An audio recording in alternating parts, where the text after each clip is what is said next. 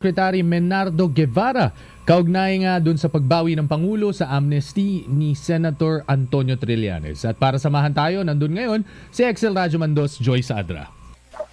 Yes, kasama nga Ramsey, pakinggan muli natin na pagpapatuloy ng press conference ni Justice Secretary Menardo Guevara. Committee under Proclamation number 75 during the time of President Noynoy Aquino, which created this ad hoc committee for the grant of amnesty to those involved in the Okud mutiny and the other incidents, no? And it was I think the approval of the applications for amnesty at that time was given by the DND secretary at that time, si Secretary Voltaire Gasmin, all right, as mentioned in the proclamation. So, well, if there was non-compliance with some requirements, but nonetheless, amnesty was granted, I think it would be for Secretary Voltaire to explain that. No, it's not for us to to dwell into that matter because that happened many years ago. So, sir, going back to the requirements, he has to satisfy both, or just one? Yeah, both. Because I guess now I've not seen the form, but I suppose that form would contain a section where he would expressly admit that he's guilty of the offense charged, no? Because I would surmise na kasama yun, because that form, application form, is under oath, all right? So such an important requirement like admission of guilt is something that should be contained in that form under oath. So to me, that is the more important requirement rather than the form. All right, it's the admission of guilt and that you are pleading for executive clemency. Ibig sabihin, sir, even if he can prove that he did apply in 2011, pero wala namang admission, wala rin na valid. Yeah, that would seem to be the case. Ang problema rito, parang meron yatang certain media statement si Senator Trillanes na parang sinasabi niya na dinidisclaim niya expressly yung kanyang guilt for any wrongdoing, and that apparently according to the proclamation, hindi yan ang dapat na charge sa kanya but something else, no? Kung ano yung something else na yon, hindi niya sinabi. Pero apparently based on the proclamation again, ay meron siya mga statements to the media before na sinasabi niya na hindi ito ang charges to which I will plead guilty. Something to that effect. Sir, walang attachment ng admission of guilt dun sa application? Affidavit of... Ang tingin ko nga, it might be in the form of an affidavit, all right, under oath, attached to the form, or incorporated in the form itself. As long as under oath, sec, no? Yes, yun ang mahalaga dun eh. For something like that, it's got to be under oath. Sir, this was his interview in 2011, quote, "We admit guilt as far as rising up against the most corrupt president," referring to who this country has ever had proudly. Does this qualify as an admission to the crime? The crime charge is coup d'etat. All right, so there must be an express admission of guilt to the offense of coup d'etat. So may mention of coup d'etat? Yes, of course. Not just a mere uprising against the most Yes, corrupt. because the elements may be different. All right. Sir, for those who are saying that this will create a chilling effect not only to the opposition, but those more regular tao who may be opposing this administration, that they can no longer verbalize their opposition and then things like this happen. What is the message? No, it's not a question of political opposition. It's a matter of compliance with the law. All right, this is a matter which is provided in the Constitution itself. When the chief executive grants clemency, all right, all the requirements must be naturally complied with. So we're just following the rule of law here. If something was not followed before, then the government is not barred from making the proper rectification to such a mistake.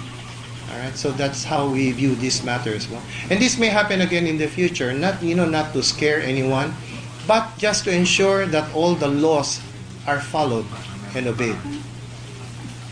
Sir, sorry, any comment? This is the third decision daw na nakalagay ab initio from the beginning. First is Sereno, second is the land resource with the third is for Trillanes. So what is your question? Ab initio, sir. No, it just so happened that all of these matters seem to be invalid right from the beginning. Nakakataon lang yun. It's not a fad. I'm telling you, it's not a fad. It just so happened that all of these events, these acts happen to be declared up after a serious review as void from a legal standpoint. Walang pattern yun. Ano lang yun? Nakakataon lang yun. Yeah.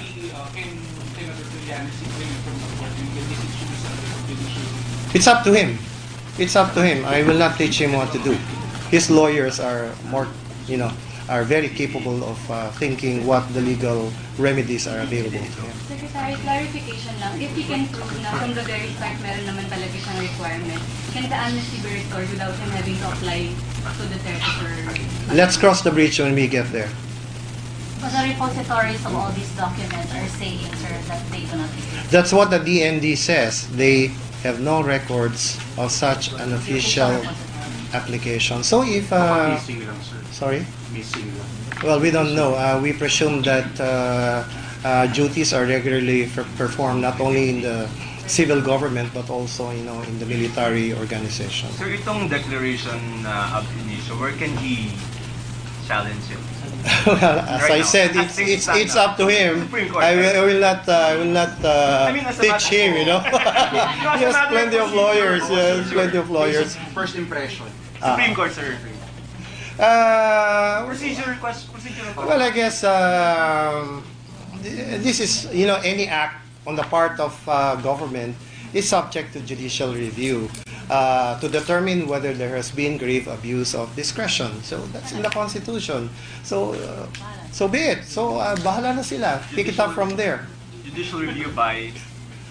Judicial review in general. Ah. So depending on the hierarchy of courts, kung saan nila tingin na proper, depending on the importance of the issue, then they will have to decide where to go. What is the first venue for him? I think is the office of the president, sir, for exhaustion of remedies, sir. So he has to... No, this is not an administrative case. All right, this is a matter of executive prerogative. This is executive clemency that we're talking about. This is an act of grace. All right, so we're not talking about a simple administrative case where you have to exhaust administrative remedies before you go to courts. All right, so this pertains to something that is purely personal to the president because it involves his discretion. All right, in the case of amnesty, of course, that's subject to concurrence by majority vote of the Congress. All right, in the case of amnesty. Amnesty. Yes, exactly. I'm saying executive clemency in general is a matter of grace on the part of the president. But with respect to amnesty, which involves political crimes, all right, the concurrence of a majority of Congress is a requirement. This one, it doesn't need. There was an issue, I remember, sir, But the before it was presented to Congress, there was no admission of guilt. Even way back, there was an issue raised. No admission of guilt. So, Because before you present it to Congress, all Oh. the requirements have to be complied. okay, all right. Sir, this one does not need the concurrence of Congress. Amnesty requires Okay. congressional concurrence. But void, But sir, void if nga, it was- Yeah, but what will Congress concur to if in the beginning it was invalid? Sir, has Okay. there been an amnesty before na void, dineclare na void? I'm sorry again. Has there been an amnesty before that was declared valid? Or is this really the first? I do not recall of any that has happened in the past, but I'm not sure about that. We're talking about decades of executive clemency. There might have been, but I don't recall any where an amnesty given was set aside for being void ab initio. So since this was presented to Congress, sir, this does not cure whatever defects. That is a legal issue that it's a legal issue that perhaps will have to be resolved in due time. Sir, clarification, Christine Patas from Filter. Sir, clarification na po, the review was done by Office of the Solicitor General. Is this under Paulson Calita or the 2013 from the previous Paulson Calita? I don't have personal knowledge exactly as to who initiated the review and the exact time where it was commenced. No? But what I know is that this is something that did not happen last week or a month ago, but it's something that is in the pipeline for quite some time. I'm talking about maybe a couple of years back. But under Balita. I can't say. I'm not sure because I don't have personal I'm knowledge. not sure if it's OSG or if it's just the legal staff of the palace. Parang there, sir, medyo hindi pa clear sa inyo. Not clear exactly because I just got a copy of this proclamation yesterday, and I did not have an opportunity to trace it back. How did it start? Who commenced it? By for what reason? Those details I do not have personal knowledge of. Sir, which agency made the parang final recommendation to the President na ito yung result ng review na? Office of the President din mismo ang magbibigay ng go signal noon, no? Because it has to be signed by the President. Then I suppose before it gets signed by the President, it will have to be reviewed by the lawyers at the Office of the President. Categorically, we can't say right now, sir, kung OSG ba to or under Malacanang solely, wala pa tayong ganun. I would say that probably both, no? OSG lawyers and Malacanang lawyers have reviewed this matter, no? Because this is a matter that pertains to the Chief Executive. So the Solgen would necessarily be consulted or involved, as well as lawyers working at the Office of the President, where I used to be or work. Yes, Tech. Sir, sabi ni Congressman Alejandro, susunod na daw siya, sir. May other pa ba kayong nire-review, sir? I don't know about that. Really, I don't know about that. Maybe tomorrow. Any further questions, gentlemen and ladies? May Pilipinas, sir. Okay na? Update dun sa Live Pilipinas, sir. I have submitted the report of the DOJ in consultation with the Office of the Government Corporate Counsel to the President. And meron kasing recommendations in that report. The evaluation report by the DOJ. Magandang hapon po mula po sa Department of Justice. Tayo po By the DOJ. Magandang At kayo pa rin po ay nakatutok dito sa DZXL 558 at yun nga yung tinig ni DOJ Secretary Menardo Guevara at yun nga ay tungkol doon sa amnestia na sabi nga ni-revoke ni Pangulong Rodrigo Duterte. At syempre, mamaya pakinggan pa natin yung ibang detalye niyan. At ngayon naman, dumako naman tayo sa Israel. At ito ay ang press con ni Press Secretary Harry Roque. At kasama natin naman doon si XL Radyoman 5, Deo de Guzman. Radyoman Ramsey, pakinggan natin ang press conference ni Presidential Spokesman Secretary Harry Roque dito sa Israel.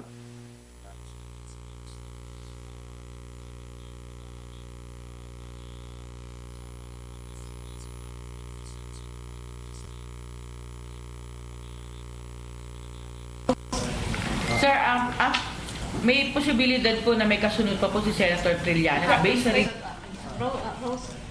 Sir, may posibilidad po na may kasunod pa po si Senator Trillanes based sa review ng AFP dun sa mga amnesty na ibinigay sa military soldiers ni dating President Aquino. Like Congressman Alejandro. Well, sa ngayon po, ang proclamation ay laban lamang kay Senator Trillanes, no?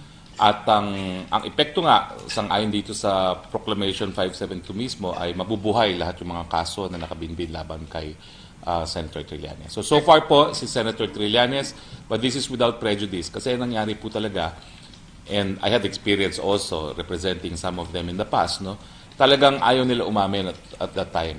Kasi hindi nila alam talaga kung magkakaroon sila ng amnesty, no? At saka yung ramifications pagdating dun sa careers nila, no? Marami sa kanila gusto magkaroon ng honorable discharge at yung pag-amin may not be a reason for honorable discharge, no? So, well, the past finally caught up with Senator Trillanes. He is responsible for his current state ngayon.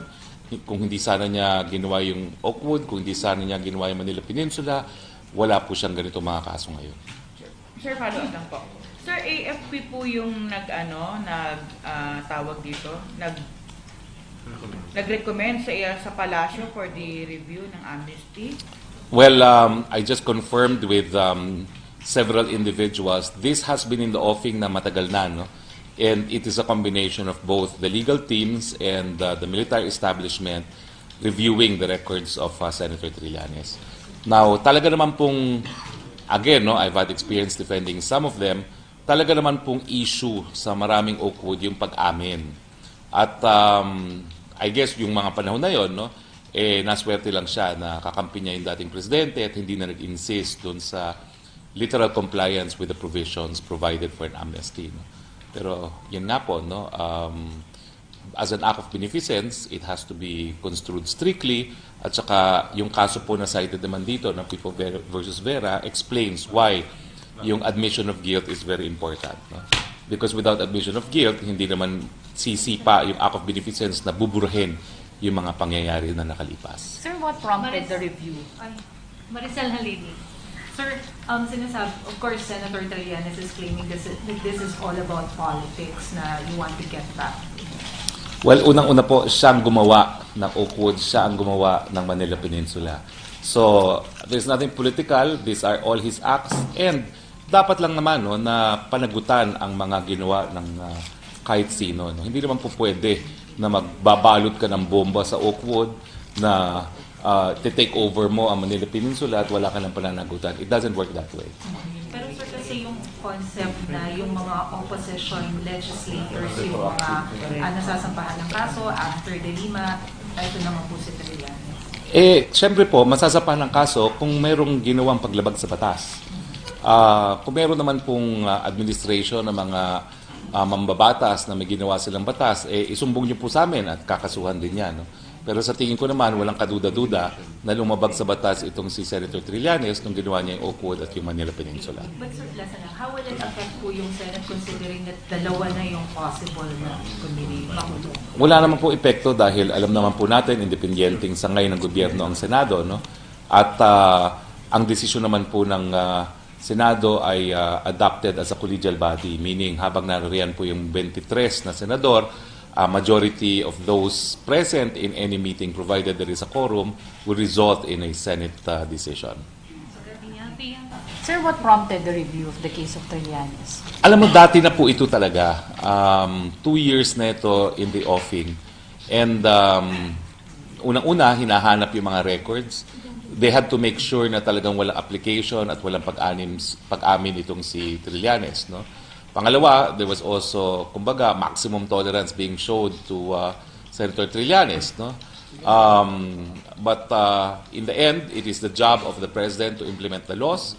And when a grant of amnesty is void ab initio, it's part of the role of the President to rescind it or declare it as void ab initio. Of course, pwede naman pumunta sa hukuman si Senator Trillanes kung sa tingin niya mali ang appreciation ng Presidente. No? Pero dun sa issue na hindi siya nag-apply, sa issue na hindi siya umamin, tingin ko malinaw na talagang hindi naman niya pinukaya. Sir, is the review for the purpose of getting Trillanes jailed? Kasi what is the reason kung bakit bigla na lang na or may plano talaga na kalkalin yung kaso niya? Una po, sinasabi ko hindi nga po biglaan to. No? It's 2 years in the offing. No? There was maximum tolerance shown, but when it was confirmed na talagang walang compliance with the requirements set forth for the amnesty, wala pong alternatibo naman ng Presidente but to execute the laws. No? So, trabaho lang po. Raymond. Sir, the question is, why only Senator Trillanes, considering there are a lot of them being granted amnesty during the Aquino presidency? Well, siguro po ang na-confirm pa lang natin ay si Senator Trillanes. No? Pero babalikan po natin yan kasi titignan po natin kung yung mga kasama niya ay similarly situated. No? And this is without prejudice. Sir, retroactive ba yung years in jail? Considering he was out already by 6 years. So pagka nakulong ulit siya, may dadagdag ba yung 6 years or 7 years na nasa labas siya doon sa kanyang supposed to be ay term or jail term? Well, you will be credited only for actual time spent in jail. Since hindi naman siya nakulong ng 7 years, So wala siyang benefit of the 7 years. Pero we're jumping naman one step ahead. Kinakailangan muna hatulan siya ng hukuman. No? We will give him his day in court. Dahil wala pa naman siyang conviction. Okay. Thank you, sir. Sir, hindi po ba kailangan na concurrence ng House at Senate dun sa revocation? Kasi ang binag yung amnesty, inaprubahan ng Senado. Well, our position is hindi po kinakailangan yan.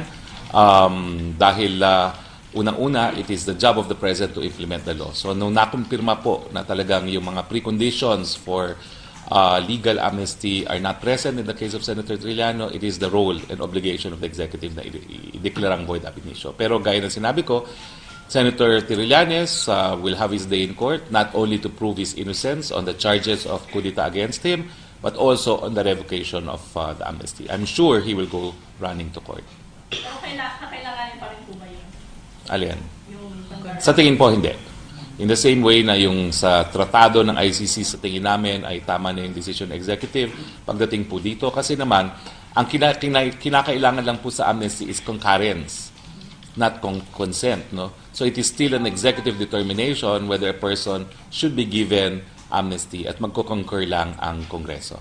Okay, Christine. Sir, just to clarify, so is the palace denying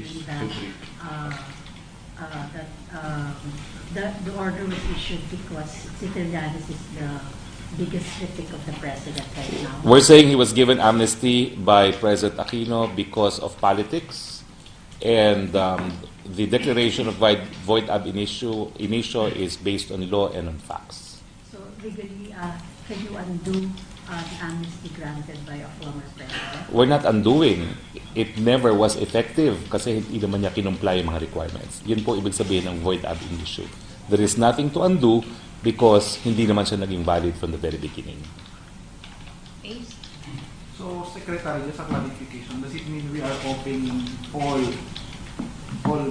cases of amnesty, we are opening it to scrutiny? Well, we will review the records and we will determine who else did not comply. No? I know for a fact that many of them complied. Ang nangyari kasi dyan, marami sila sa Oakwood, yung mga umamin were ostracized heavily by the leadership. No? Kasi ang kanilang decision noon walang aminan. No? Pero nasa sa kanila po yan. No? Titignan natin kung ilan talaga yung dapat. At it's up to the President to also decide kung ano mangyari dyan. So the Defense Department will review all? Well, sa tingin ko po, there will be a review and because this is the President. No? So it will be reviewed and we will find out kung sino pa yung dapat na i-deklara na void ab initio. Birthday boy. Sir, morning sir. Sir, just to be clear, parang may nabanggit si SOJ kanina na 2013 nag-start yung review. Pero yung review ay nag-start under Duterte administration. Well, of course, the review of the Duterte administration started during his term.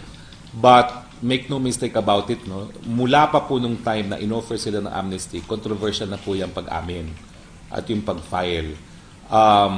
Actually, nagulat ako na pati application wala si Senator Trillanes. Ang alam ko lang na controversial yung mga panahon na yon kung aamin o hindi, no?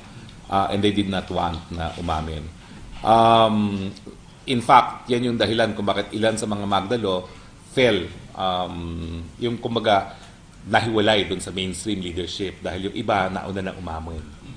I'm talking of Maestre Campo, I'm talking of Bolo, I'm talking of Gambala, no? Kasi ayaw nila yung umaamin, no? Pero that's a precondition of an amnesty. So, sir, yung review was initiated during the previous administration? Well, let's just say that even the previous administration should have known that an application and the admission of guilt are prerequisites, no, for an effective amnesty. Sir, what prompted the Duterte administration to review yung amnesty and individually lang po ba yung pagkaka-review sa case niya or the whole lot? Well, as I said earlier, no, the President's task is to implement the law. The review has been ongoing. I think even the individuals in the military establishment na nagbigay ng amnesty knew that they were lacking requirements. No? So it was really only a matter of time before the issue would come out. Okay. Sir, ano yung naging basihan ng Palacio in saying that Senator Trillanes never filed his application because there were... Tinignan po talaga nila yung records. But there were numerous media reports or there was, for us, there was video in 2011 that Trillanes filed his application, and that he said that in filing his application form, he signed the sections that stated that they were agreeing to their general admission of guilt. Well, ito po, no, nandito na rin sa proclamation na na-issue, meron pong certification si Lieutenant Colonel Thea Juan Andrade, Chief Discipline Law and Order Division of the Office of the Deputy Chief of Staff for Personnel, stating that there is no available copy of his application for amnesty in the records. So nawawala sa yung copy or? Well, ang alam po namin, wala. Hindi siya nawawala. How would you explain itong video ng mga media, because media networks are unearthing yung kanilang mga file na, and there are indeed videos of Trillanes filing his application form? Hindi ko po alam yan. Basta we're relying on official records. And there's no substitute for that. No? And importante rin yung pag-amin. Ha? I think until now, hindi naman naamin talaga si Senator Trillanes na ginawa siyang paglabag sa batas. Christine, clarify. So are you saying that the previous administration is at fault here because they just gave him an amnesty that would allow him not to apologize? Let's say that the amnesty granted to him was political. He was friendly with the previous administration. That's why he was granted amnesty without compliance with the requirements set by law. So they were aware that hindi nag-comply ng certain. I believe so. I think it was a political accommodation on the part of the previous administration. Question number, other issue. Peng. Will there be an arrest warrant? In due course, because the case will have to be revived. There is no double jeopardy dahil wala pa naman trial on the merits, no? And there was no decision on guilt or innocence, no? So the information has to be refiled, and the whole thing has to proceed again, no? There has to be a determination na tuloy na naman ang kaso, and a warrant of arrest would have to be issued again by a court. It is the court. In our scheme of government, it is only the courts that can issue warrant of arrest for the crime of coup d'etat. Now, although Proclamation 572 also says that this will revive administrative charges as well, no? I'm not too knowledgeable about court-martial proceedings, but it is very clear under existing rules that liability for coup d'etat is separate and distinct from court-martial proceedings, no? So, it is without prejudice to military tribunals asserting their jurisdiction over the person of Senator Trillanes. Sir, kailangan po ba mag-issue pa ang DOJ ng whole departure order o ng watchlist order para po papigilan kung sakaling umalis si Trillanes? Well, kinakailangan po na mag-issue ng sa rules, no? Meron na po ngayong bagong rules na inapruba ng ating Korte Suprema. Pero in the case of Trillanes, nakasampa naman po yan sa kaso, it will have to be revived, no? So pending actual revival po pwede pong mag-apply yung ating mga piskalya ng order sa korte, no? Yung under the new rules of the Supreme Court na they can petition a court now to yung preventive hold departure order na tinatawag. Sir, in case po yung ma-arresto si Senator Trillanes, ano po yung pinaghahandaan ba ng palasyo yung maaaring maging setback nito o magiging epekto nito sa political climate po ng bansa? Wala pong epekto to because this is just enforcing the law.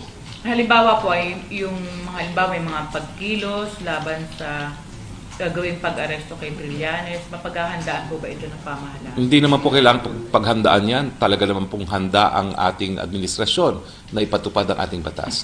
No one is above the law. And just because someone became senator cannot remove the fact that he committed serious breaches, capital offenses of our penal laws. Sir, yung mga halimbawa pong kilos protesta po, halimbawa may mga grupong maglunsad bilang pagtutol doon sa napipintong pag-aresto kay Senator Trillanes. Wala pong problema yan. Maximum tolerance naman po si Presidente pagdating sa freedom of expression and freedom of peaceful assembly, and he's proven that. Sir, kino-question ni Senator Trillanes yung timing ng release ng proclamation na yung nasa Israel daw si Presidente. Sinadya po ba ito, sir? Hindi po. Mas maganda nga sana nasa Pilipinas dahil nakakadepensa ang gobyerno, no? Ngayon nga pong nandito kami sa Israel, limited po ang nasasabi namin sa bagay nito, no? Dahil we have to attend to pending matters in connection with the ongoing visit here in Israel. So, sa akin po, it's just coincidence, no? Pero it would have been better na nasa Pilipinas para kung todo depensa naman ang Estado, no? Ngayon, ang nagsasalita lang sa Pilipinas si Senator Trillanes. Sir, the President say when he was informed na faulty na yung amnesty na binigyan? He did not bat an eyelash. He is a former prosecutor, and he knows that anyone who commits a capital offense should be held accountable, no, to the full extent of the law. Hindi naman siya a concern that this could be in a backlash to him because, as I said, si Senator Trillanes is known to be his biggest critic. Absolutely no such concern. Tingin po namin limitado naman ang suporta ng taong bayan ang pinapakita kay Senator Trillanes. Ang dami niyang kasinungalingan na sinasabi na wala naman naniniwala sa kanya. So ito, malinaw po sa taong bayan, pinapatupad lang po natin ang ating mga batas. Ito na lang last. So, did the executive have parang prior information about the amnesty being faulty kaya it was reviewed? Gaya ng sinabi ko kanina po, I'm sure pati po yung nagbigay ng amnesty sa kanya, alam nilang depektibo. Kasi kulang nga po, niwala man lang application at niwalang pag-amin ng pagkakasala. Ace. Okay. Sir, was Senator Trillanes, given the due course, the due process, was he made to answer or give his side, considering that his case or his amnesty is or was under review? Well, in the first place, he did not ask for the amnesty. It was given to him in a silver platter by the previous administration. So when you did not ask for amnesty, you're not entitled to it. When you did not admit to your guilt, which is a precondition for amnesty, then you're not entitled to amnesty. So what's there to be heard? Amnesty is not a matter of right. It's an act of beneficence. It's an act of generosity on behalf of the executive. Okay. Last question on Trillanes. Other issue. Okay na? Okay na? Secretary, okay na? Wala na? May announcement na kayo. Well, inaasahan po natin na mapipirmahan ang isang kasunduan, no, para po sa exploration, no, sa panig po ng Pilipinas at ng isang kumpanya dito sa Israel, no. Ito po ay with Ratio Petroleum Limited, and this is in connection with round number 5 PECR5 with an area for east of Palawan Base, no. So inaasahan po natin mapipirmahan itong exploration agreement sa araw nito, no. At ito pong inaatupag ni Energy Secretary Al-Kusi, no, for the past 2 days here in Israel. Thank you, Secretary. Well, it's another foreign investor helping us explore for energy, no, in an effort to provide energy security. What sa Palawan? I understand it is in Palawan, no. The area to be granted, no, the franchise, no, in effect, no, will be an area somewhere in Palawan as well. Sir, there are businessmen here in Israel who have signified that they will boycott the business forum later because of President Duterte's previous remark on Hitler. Can you comment on that? That's truly regrettable because we think the Philippines is one of the best investment destinations. Pero makikita naman po natin mamamaya, it will be a standing room only for the business forum. We will miss those who will not attend, but I'm sure interest amongst investors to invest in the Philippines remains at an all-time high. How much are we talking about? Sa energy sa exploration? Wala pa siyempre dahil exploration pa lang ito. No? But anyway, siguro po in Jordan, when it's signed, we will issue copies of the signed document. Sir, how about arms deal? I cannot confirm until it actually happens because it's not in the schedule. But if it does happen, I'll have to tell you because that's the essence of freedom of information. Sir, yung po bang arms deal ay government to government? Hindi ko po alam because it's not even in the schedule. So I'm reiterating, I cannot confirm something that is not in the schedule. But if it happens, I'm bound by rules of the law on ethical conduct to make it public, no? Cedric, last Sir, sa medical process lang, sir, yung perennial na persistent rumors na meron siya medical checks dito sa Israel. Well, nakikita nyo naman si Presidente, no? Nakikita nyo naman ang schedule. Medyo busy yung ating schedule. Ngayong araw nito, whole day na naman siya. Merong pag-uusap sa Presidente ng Israel. Tapos mamayang hapon ay meron ng visit with the counterpart of the Diamond, movement, no? The Red Diamond movement, and then mamaya ay meron pa rin isang schedule, no? So we have 2 schedules in the afternoon and 1 schedule in the morning. So it's been a hectic schedule for the President. Hindi ko alam kung kailan siya pupunta nung di umano ng medical consultation. At hindi ko na alam why he would come here, no? For medical reasons. Sir, could you explain, especially for those who are not familiar with how the President works, yung massive holes daw dun sa schedule ni President, like he's free in the morning and all the activities are in the afternoon? Well, I think it's, just to enable him to have sufficient time to rest, no? And for the delegation also, no, sufficient time to rest and have a little time to see some of the Holy Land. Para naman ang media makaikot din. Oh, di ba? Thank you, Secretary. Maraming salamat po. Okay. Thank you. Sir, pwede picturean yung yung proclamation. Hawakan niyo lang po. Sir, pwede hawakan. Huli lang. Ewan ko ba? Sir, pwede